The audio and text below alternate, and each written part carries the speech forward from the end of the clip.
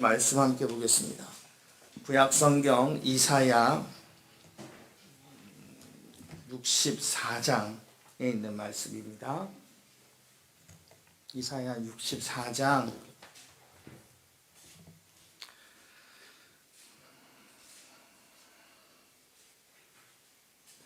8절 말씀입니다. 1046페이지에 있습니다. 이사야 64장 8절 말씀. 한 절이니까 우리가 같이 한 목소리로 큰 소리로 우리 같이 한번 읽어보겠습니다. 같이 읽어요. 시작. 그러나 여호와여 이제 주는 우리 아버지시니이다. 우리는 진흙이요 주는 토기장이시니 우리는 다 주의 손으로 지으신 것이니이다. 아멘.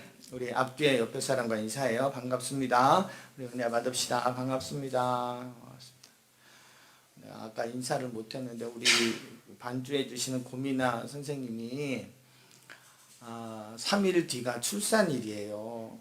근데 오늘까지 나왔어요. 무겁고 힘들 텐데 그래서 얼마나 걱정되겠어요. 그래서 신랑이 따라 나왔어요. 어떻게 안 되니까 이렇게. 그래서 앞으로 이번 주간에 아마 출산할 거고 한 두 달간은 못 볼 거예요. 우리 건강하게 아이 잘 낳으시라고. 그리고 2달 뒤에 보자고. 인사를 어떻게 하지? 힘내라고 박수라도 쳐줄까? 순산해요. 끝나고 저 잠깐 보고 가요. 제가 기도 한 번 더 하고 갈게요.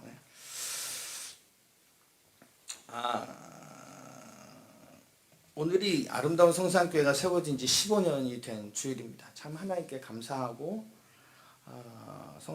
아름다운 성산교회를 섬겨주신 여러분들께 감사드립니다. 우리가 잊지 말아야 될 것은 하나님께 감사하는 것입니다. 개척부터 지금까지 15년의 시간 동안 어떤 분들은 아예 처음부터 함께 하셨고요. 어떤 분은 10년, 5년, 3년, 몇 개월, 불과 몇 주, 그렇게 우리는 아름다운 성산교회 안에서 함께 신앙생활을 하였습니다. 그런 우리가 아름다운 성산교회입니다. 15살 생일인 오늘은 우리가 함께 기뻐하고 하나님 앞에 감사하는 그런 시간이 되어야 합니다. 하나님이 낳으셨고 하나님이 기르셨고 지금까지 인도하시고 자라게 하셨습니다.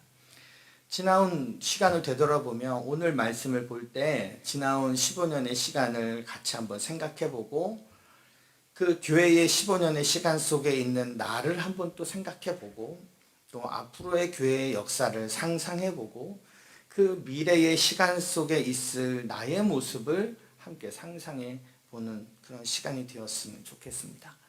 오늘 이사야서를 우리가 읽었는데 이사야서의 본문의 배경은 이렇습니다. 우리나라만 남과 북으로 나누어진 게 아니라 이스라엘 땅도 남과 북으로 나누어졌습니다. 그래서 12개의 지파 중에 아래쪽에 있는 유다 지파와 베냐민 지파를 중심으로 2개의 지파가 한 나라, 그래서 통칭해서 부르기를 유다라고 부르고 나머지 10개의 지파를 이스라엘 혹은 북이스라엘 이렇게 부르기도 합니다. 그 12개 지파 전체를 다 합쳐서 이스라엘이라고 불렀던 때도 있었지만 솔로몬 이후부터 나라가 둘로 나누어지게 돼서 밑에 2개 유다, 그 위에 10개의 지파가 있는 이스라엘 이렇게 둘로 나누어지게 되었습니다. 그렇게 둘로 나누어진 지 오랜 시간이 지나고 나서 당시 이스라엘과 유다의 주변에 아수르라고 하는 나라가 강대국으로 등장합니다.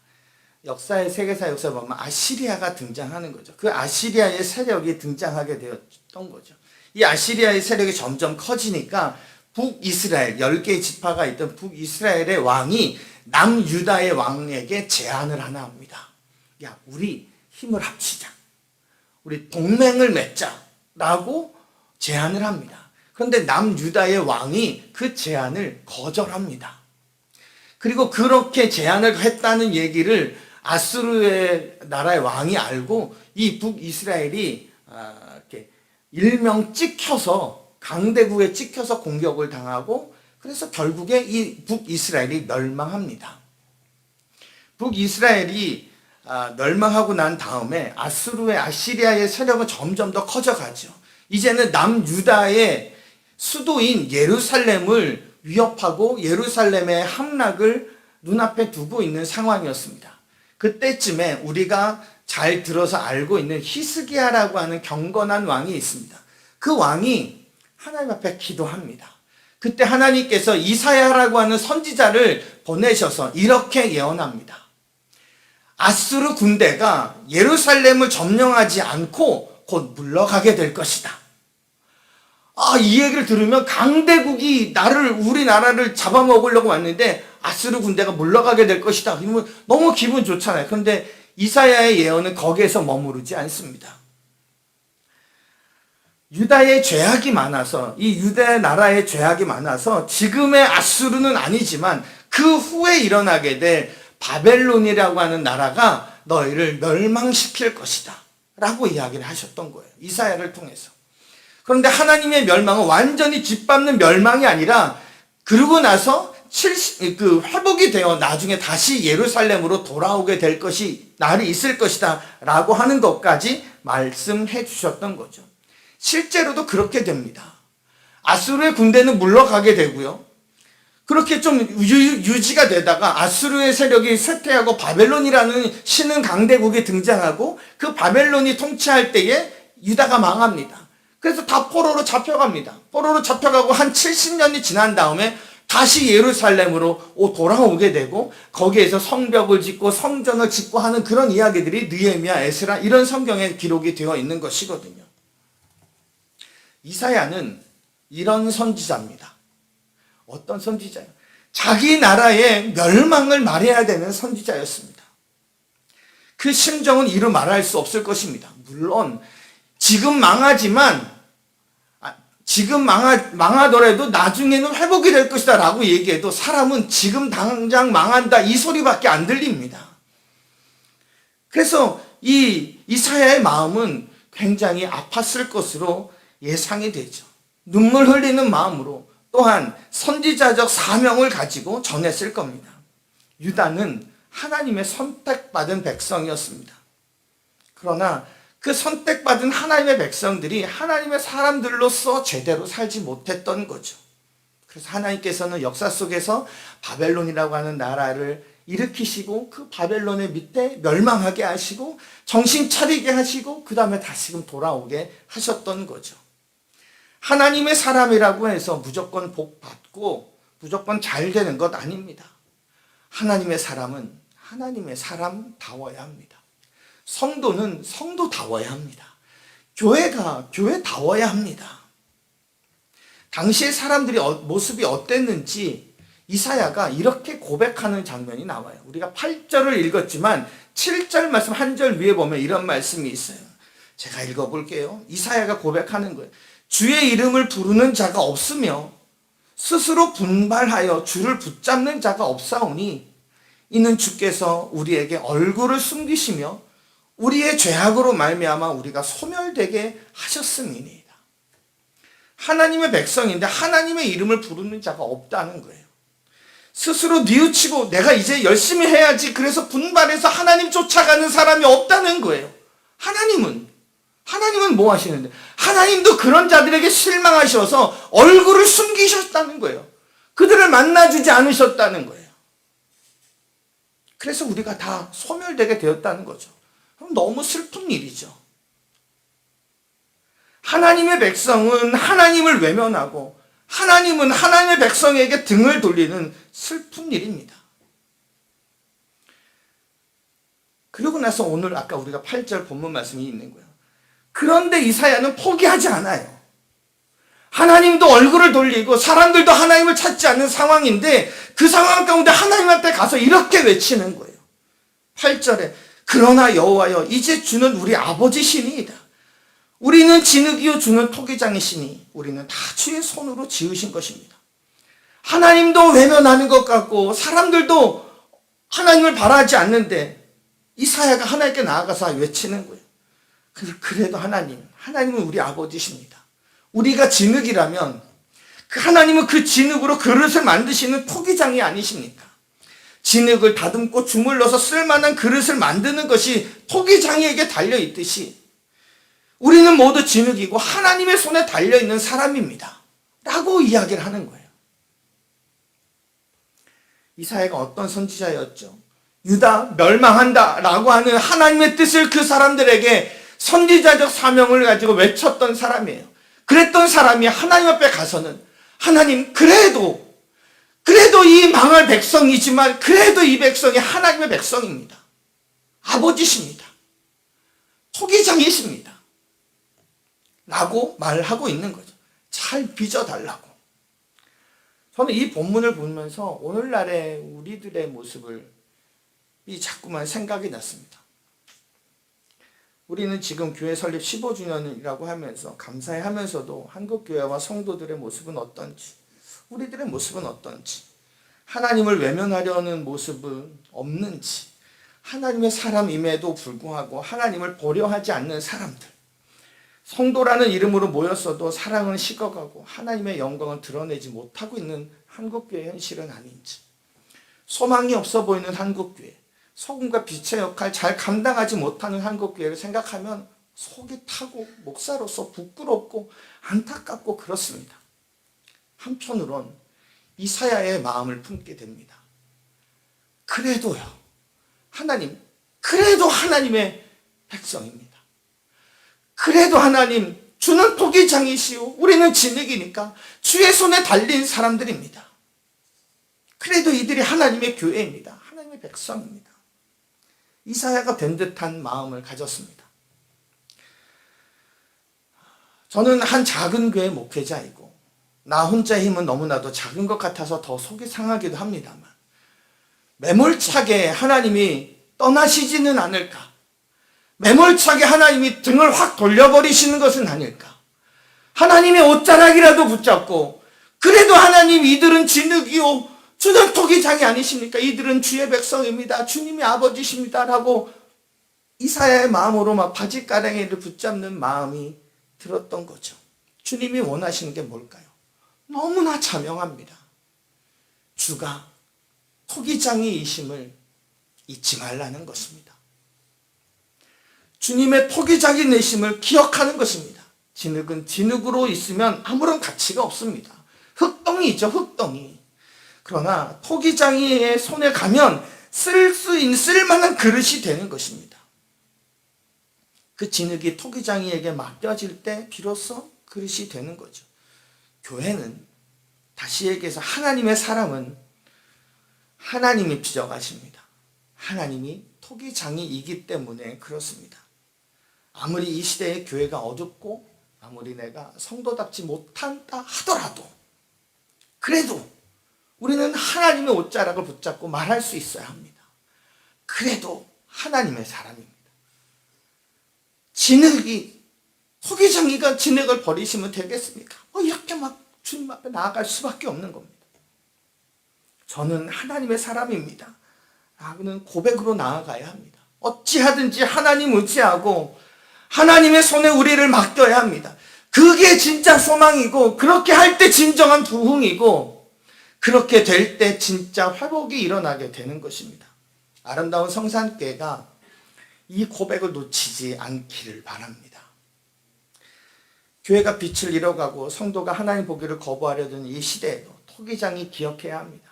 쓸모없고 흔하디 흔한 진흙인 나를 천천히 빚어가실 토기장이를 바라보아야 합니다. 때로는 그분의 손에 깎이고 때로는 그분의 손에 짓눌리기도 하며, 그렇게 그분의 매만지심이 있어야 우리가 그릇이 됩니다. 하나님께서 좋은 성도, 좋은 교회로 빚어가실 줄 믿습니다. 성도가 성장하는 것이 교회가 성장하는 것입니다. 내 믿음이, 나의 믿음이 곧 교회의 믿음이 되는 것입니다.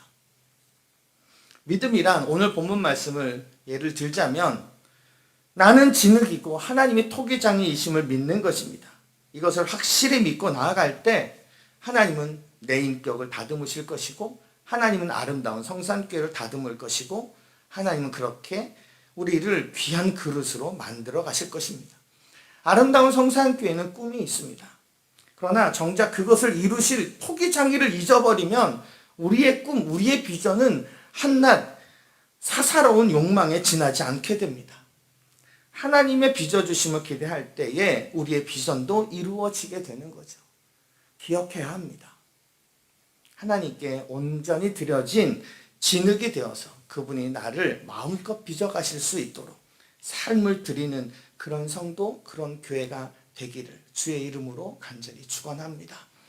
토기장이는 공장의 기계가 아닙니다. 공장에서는 물건들이 정해진 틀에 맞춰서 짝짝 찍어 나옵니다. 토기장에는 그렇게 만들지 않습니다. 시간이 더 걸리고 숙성하고 어떠고 해서 시간이 필요하잖아요.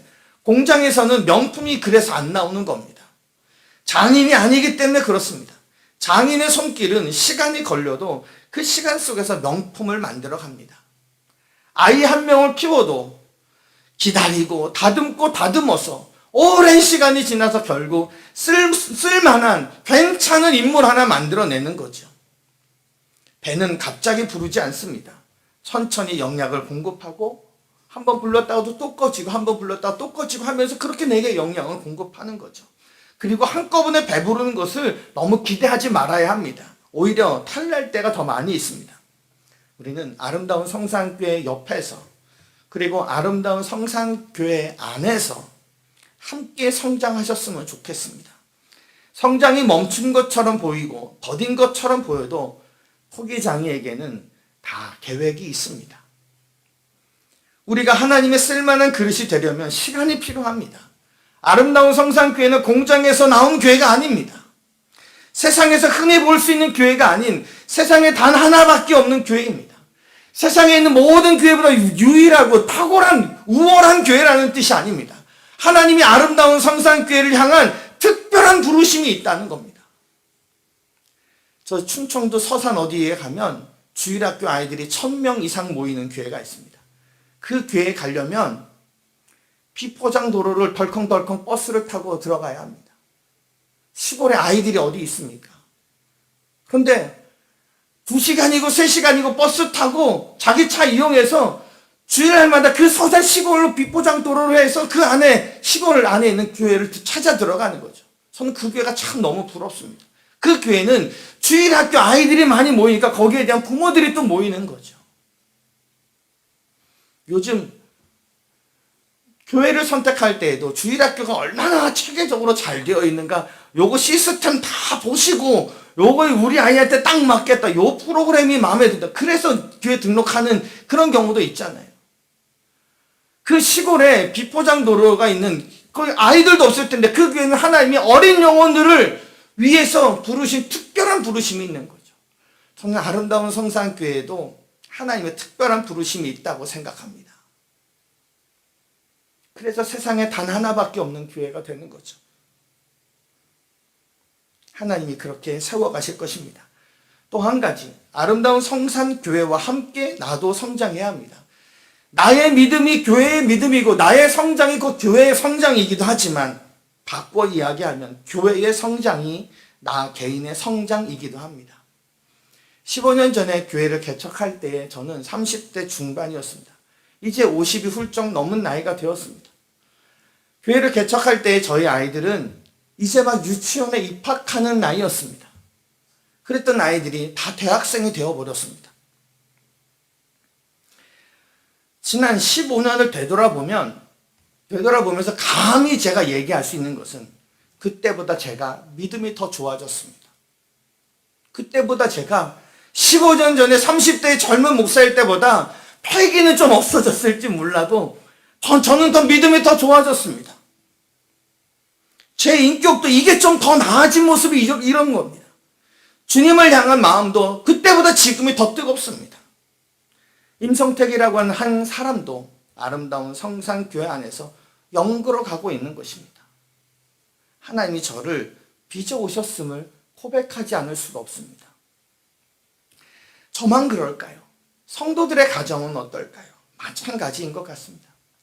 15년 전에 경제적으로 어렵고 힘들어했던 가정이 이제는 안정이 되어 행복하게 살아가는 모습 봅니다. 자녀들을 위해 막 눈물로 기도하던 그 어머니가 이제는 듬직한 자녀의 어깨를 두드려주고 있는 모습을 봅니다. 15년 전에 주일학교를 다니던 어린 꼬마가 이제는 의젓한 청년이 되어서 눈물 나게도 앞으로 교회와 이 교회와 50년을 함께 하겠노라 그렇게 다짐하는 모습을 봅니다. 그 아이가 우리 교회의 주일학교 첫 열매였습니다. 주일학교의 교회를 시작하고 나서 주일학교 첫 번째 열매였습니다. 15년 전에 코울릭의 아이가 이제는 주일학교의 선생님이 되어서 여러 아이들에게 둘러싸여 있는 모습을 멀찌감치서 보면 얼마나 흐뭇한지 모릅니다. 예전에는 자기 멋만 낼 줄 알았던 철없는 아가씨가 이제는 아이를 업고 제법 엄마 티가 나기도 합니다. 15년 전에는 사업 때문에 힘들어했던 성도가 사업이 안정되고 하나님 앞에 교회 앞에 물질로 헌신하는 성도들을 봅니다. 그렇게 성도들이 아름다운 성산교회와 함께 지내온 것이지요. 반면에 15년 전에 잘 되던 사업이 지금은 조금 어려워서 힘들어하는 가정 또한 있습니다. 15년 전에는 건강하셨던 분이 이제는 좀 나이가 드셔서 몸이 약해져서 기도하는 분이 있습니다. 15년 전에는 아이들이 어려서 깐난쟁이였던 아이, 그런 재롱 피우는 모습 때문에 행복했던 가정이 한참 사춘기를 지나고 그래서 진로 문제를 고민하고 있는, 애타게 기도하고 있는 가정 또한 있습니다. 그렇게 우리가 이런 과정을 거쳐서 함께 성장하고 있는 것입니다. 그 기쁨의 현장에, 그 아픔의 현장에 아름다운 성산교회가 있었습니다. 여러분의 목사가 있었고 여러분과 함께 신앙생활 해온, 함께 웃고 함께 울어주었던 그 성도들이 있었던 겁니다. 그렇게 우리가 교회와 함께 성장하고 있는 것입니다. 성경의 표현대로 보면 그렇게 서로 연결되고 결합되어 그리스도의 몸인 교회를 세워가고 있는 거죠. 토기장이이신 하나님께서 아름다운 성산교회를 멋진 그릇으로 만드실 것입니다. 우리 모두가 그 하나님의 솜씨를 기대하는 마음으로 함께 바라보아야 합니다. 아름다운 성산교회가 정말 하나님의 마음을 시원하게 하고 하나님의 손에서 마음껏 빚어질 때를 우리 모두가 기다리고 그때를 함께 했으면 좋겠습니다. 그렇게 교회가 성장하고 우리 모두도 성장하게 될 것입니다. 목회자에게 있어서, 목사에게 있어서 교회를 새롭게 개척하고 세워나가는 것은 참 영광스러운 일입니다. 하나님은 이미 건강하고 좋은 교회로 저를 부르시지는 않으셨습니다. 교회를 새롭게 세워나가는 개척의 길로 저를 부르셨습니다. 잘 다져진 교회, 좋은 전통과 건강함이 있는 교회에서 목회하는 것도 좋은 일이지만 세워지지 않은 교회, 없는 데에다가 교회를 세우고 전통을 만들어가고 건강한 교회를 세워나가는 것은 목회자로서 참 복된 일이 아닐 수가 없습니다. 그런 의미에서 저는 제가 지금 하고 있는 이 목회가 너무 만족스럽고 그저 감사할 뿐입니다. 단순히 목회자만의 보람과 영광이 아닙니다. 우리 모두가 아름다운 성산교회의 건강한 성장을 함께 보아야 합니다. 그렇게 함께 헌신하시고 함께 하나님께 영광을 돌렸으면 좋겠습니다. 그렇게 함께 길을 걸었으면 좋겠습니다. 지난 15년 동안 아름다운 성산교회를 은혜롭게 건강하게 성장시켜 주신 하나님께 감사드리고 또한 앞으로도 더욱 건강하고 더욱 은혜가 넘치는 교회가 되도록 하나님의 토기장이 되심을 기억해야 합니다. 또한 우리 각자가 내가 교회이니까 나의 모난 인격을 하나님께 맡기고 내 흔들리는 가정을 하나님께 맡기고 내 사업을, 귀한 내 자녀를, 포괄적으로 나의 미래를 하나님께 맡겨서 하나님이 나를 빚어가실 수 있도록 내어드려야 합니다. 앞으로 더 나은 15년을 기대하며 함께 성장하길 바랍니다. 하나님은 토기장이요 나는 진흙입니다. 우리와 함께 하신 하나님께서 함께 하실 것입니다. 우리를 빚어오신 하나님께서 우리를 빚어가실 것입니다. 그분 기대하고 감사와 영광을 올려드리는 그런 저와 여러분 되시길 주의 이름으로 간절히 축원합니다. 아멘.